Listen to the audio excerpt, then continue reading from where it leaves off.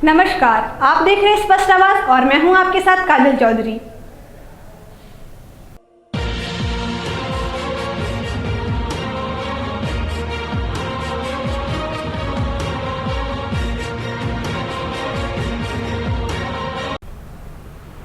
जलियांवाला बाग हत्याकांड भारत के इतिहास के उन काले दिनों में से एक है जिसके जख्म 100 साल बाद भी आज हर भारतीय के अंदर ताज़ा है।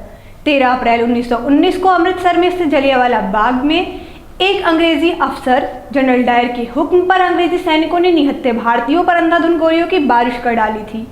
उस समय इस हत्याकांड ने पूरे भारतवर्ष में उस चिंगारी का काम किया था जिसने पूरे ईस्ट इंडिया कंपनी को जलाकर राख कर दिया था, जिसके परिणाम स्वरूप भारत में एक स्वतंत्र उदय हुआ। जलियांवाला बाग नरसंहार ने सीधे तौर पे भारतीयों को एक साथ आने और अंग्रेजों के खिलाफ एकजुट होकर लड़ने के लिए प्रेरित किया। इस हत्याकांड के बाद क्रूर और दमनकारी अंग्रेजी सरकार का असली चेहरा लोगों के सामने आया था। 1919 का वो समय भारत की स्वतंत्रता के खिलाफ काफ़ी अहम था। लोग अंग्रेजी सरकार की मनमानी और क्रूरता से त्रस्त हो गए थे। महात्मा गांधी ने रोलैट एक्ट के खिलाफ देशव्यापी हड़ताल का आह्वान किया था, जिसके बाद मार्च के अंत और अप्रैल की शुरुआत में कई हिस्सों में बड़े पैमाने में प्रदर्शन हुए और उसका परिणाम 13 अप्रैल 1919 के नरसंहार के रूप में दिखा।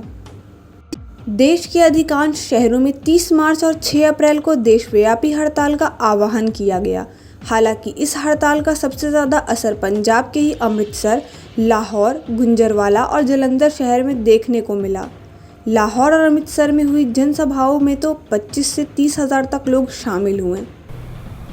किसी भी विरोध को कुचलने के लिए हमेशा आतुर रहने वाले पंजाब के गवर्नर डायर ने उसी दिन अमृतसर के लोकप्रिय नेताओं डॉक्टर सत्यपाल और सैफुद्दीन को अमृतसर से निर्वासित करने का फैसला किया और ठीक उसी दिन गांधी को भी पंजाब में घुसने नहीं दिया गया और पलवल वापस भेज दिया गया। अपने नेताओं के निर्वासन की खबर ने अमृतसर के लोगों को गुस्से से भर दिया।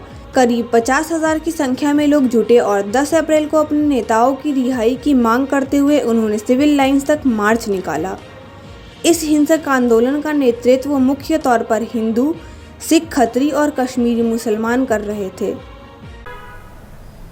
जलियांवाला बाग हत्याकांड ने निश्चित रूप से भारत के स्वतंत्रता संग्राम को एक नई दिशा दिया था, जिसने आगे चलकर स्वतंत्रता संग्राम को एक नई सूरत दी और ब्रिटिश सरकार का दमनकारी चेहरा सामने लाया, जिससे और अधिक लोग स्वतंत्रता की लड़ाई में शामिल होने के लिए प्रेरित हुए।